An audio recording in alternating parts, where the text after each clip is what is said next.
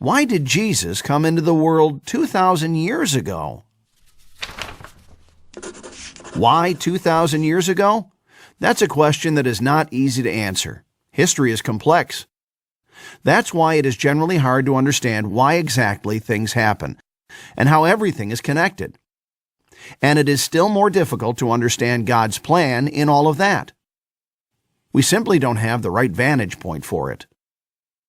It's a bit like this example.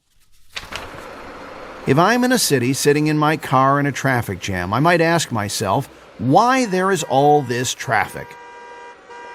From my perspective, I might be able to see that all the streets around me are jammed, but I can't see the reasons for it. To be able to see them, I'd have to have a different vantage point. I'd have to be able to see everything from above. Then maybe I'd see that on one street there's a parade, on another a construction zone, and on a third a camel is blocking the crosswalk. All of these things have an effect on traffic and my being stuck in it, but from my position, I simply cannot see them.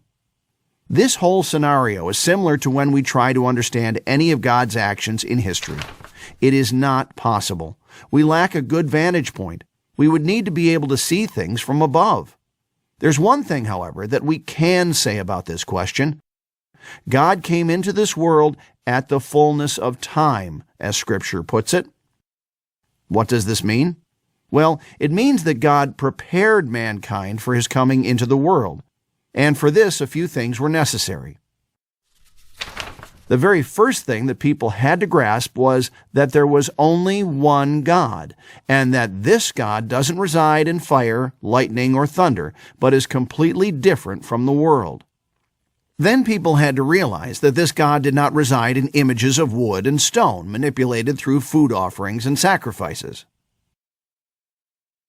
Man had to understand that communion with God comes about by a certain way of life, and not through voodoo rituals or shamanism. They had to come to an understanding that the change of human heart was something interior and could not be brought about by external laws regardless of how good those laws were in themselves. Man had to acknowledge that a true conversation of the heart was beyond his own powers and that he needed divine intervention, a Redeemer who would restore mankind. These things and more man had to grasp and internalize so that the incarnation would be able to reach what it set out to accomplish. And so the whole history of Revelation appears to be a rather tedious process that unfolded itself through the ages of men. But at the fullness of time, as Scripture says, God came into this world and became man.